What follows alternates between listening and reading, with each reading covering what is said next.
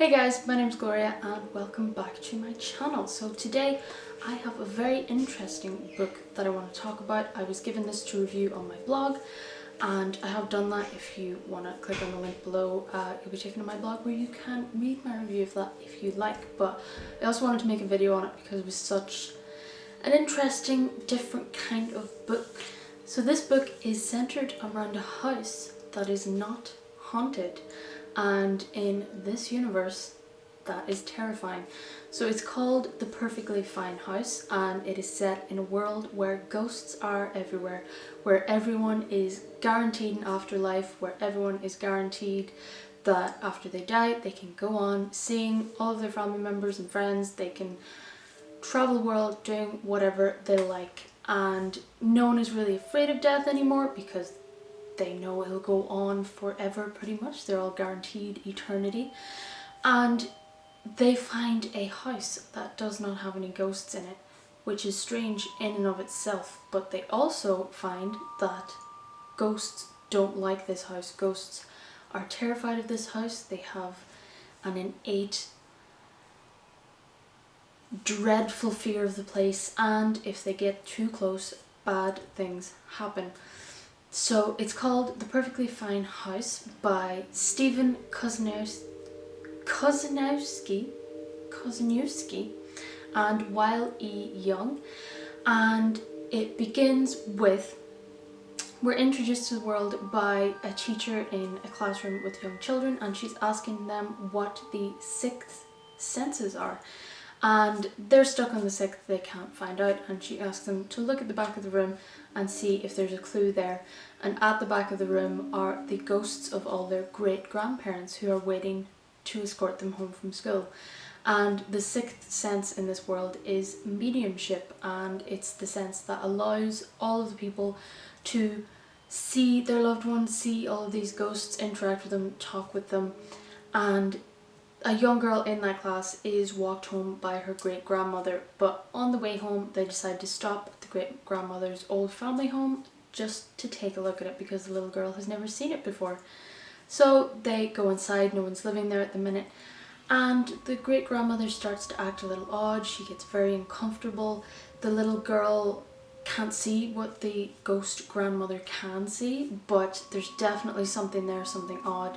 And they see the ghost of a little mouse in the house, and animals have ghosts in this world as well. And all of a sudden the mouse disappears, the ghost of this mouse. And of course ghosts can operate and disoperate and move around at will in this world, but this is different. This ghost mouse completely disappears and is gone, like it was never there to begin with. And this scares both of them. They know that this is wrong, and this prologue is ended with the great-grandmother asking her great-grandchild not to forget her, and she disappears. So that is the introduction. I think it's a great prologue. It's a great way to get the reader into this world and to explain what's going on and what the threat is in this book. But the rest of the book centers around a brother and sister. One is living and one is dead. So Donna they're both twins, but Donna is the living sibling, and she runs a business where she sort of rents out people that can be possessed by ghosts so that a ghost partner and a human partner can have physical times, you know. It's like a dating service, but she has people who are willing to be possessed to let these people have their fun. And she's doing this, she's a workaholic. It's a very stressful job for her. She did have a partner, but her partner died of a heart attack, and he's now off living his afterlife and having great crack spending the company's money. But she also has a brother who died in a car crash or a motorcycle crash when he was 21, and she loves him, but he's a bit of a pain in the neck. He is a bit of a bad boy. He's a bit of a rogue. He spends a lot of time in the ghost bars, partaking in a bit of sage. So in this world, if there is a ghost really bothering you in your house, you can use sage to get rid of them, or you can bring in an exorcist to get rid of them. But sage, like alcohol, is something that can give ghosts a bit of a buzz as well. So they do go to bars and take sage cocktails, but if they take too much of it, it can make them regress. So once someone dies in this world, for a while they're kind of stuck in a loop of how they died until they sort of settle into their new ghostly form. But even after years, they can regress into that if something bad happens to them, or if they take too much sage, and they can just be reliving the moments of their death. So the story begins when Donna has a heart attack. I think, if I can remember correctly, it's been a couple of weeks since I read this, but she ends up in hospital due to stress, and her brother convinces her that she needs to take a break. So she rents out this beautiful house in the woods, and she's just gonna stay there by herself and try not to work and try not to worry about things. And it just so happens to be the perfectly fine house. So she gets there, she feels odd, there's something not right, but she's not really sure what. She starts to realize that there are no ghosts there, there's nothing there at all.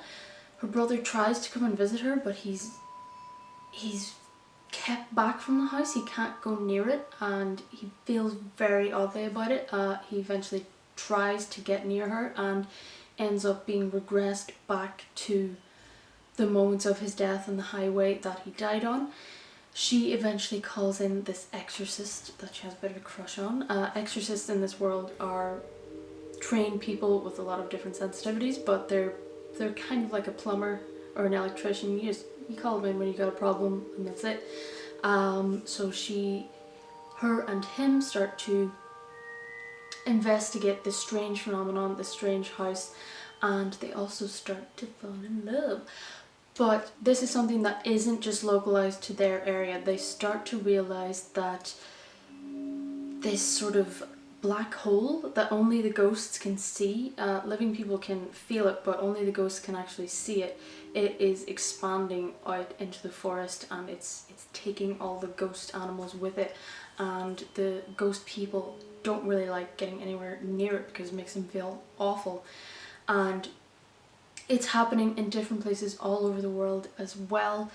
It's starting to terrify people, it's freaking people out. Never before have ghosts just disappeared. There's always been an afterlife, there's always been a guarantee that you're gonna continue living. There's nothing, there's things that can get rid of ghosts out of your vicinity for temporary time, but nothing will actually completely obliterate a ghost. And the ghost people of the community are rightfully scared, much like old politicians hanging on to their jobs. The politicians in this world are mainly dead people because they're such a large percentage of the population that all of their people are in power. So this is a really interesting concept, a really interesting book. I really liked the characters in it.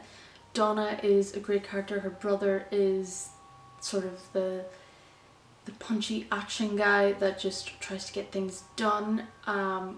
It explores so many different aspects of this universe that you wouldn't really think of, like the people being possessed so that ghost and living people can have a relationship, and also there's this subculture of like almost goths who want to be dead, so they paint themselves as if they're ghosts, and ghosts are kind of like embarrassed by them, and living people are embarrassed by them, but they think that being dead is better than being alive. That one just kind of made me laugh, but it was definitely something that I think would exist in a world like this. So I gave this book 4 stars. I thought the characters and the writing and the concept were great. I just didn't really like the ending. So I'm not going to spoil anything, but there is a sort of explanation for what's going on, and it's a scientific theoretical physics explanation. But it isn't, it's more just a theory by some of the characters, and it's believable, but it's not really pinned down to be exactly what is going on. and also it didn't really feel like, what happens at the end doesn't really feel like it resolves the story. It was a bit flat and underwhelming for me, and I was expecting something more from all of these characters coming together, trying to figure out what's going on, trying to stop it, trying to help their ghost friends and ghost loved ones. It just didn't really have an impact for me. I was expecting something more from the ending, but it was still a really enjoyable book. It was a very unique book and something completely new that I wasn't expecting, and I'm really glad I got to read it. So if you're looking for something a bit new, a bit out there in an alternate universe where ghosts are everywhere, you should definitely check out The Perfectly Fine House by Stephen Kozaniewski and Weil E. Young. So thank you so much for joining me today. If you like what I'm doing, you can like and subscribe down below. I will likely be back with another book tomorrow because I am reading like a mad yolk at the minute. So thanks so much for joining me. I shall see you in tomorrow's video.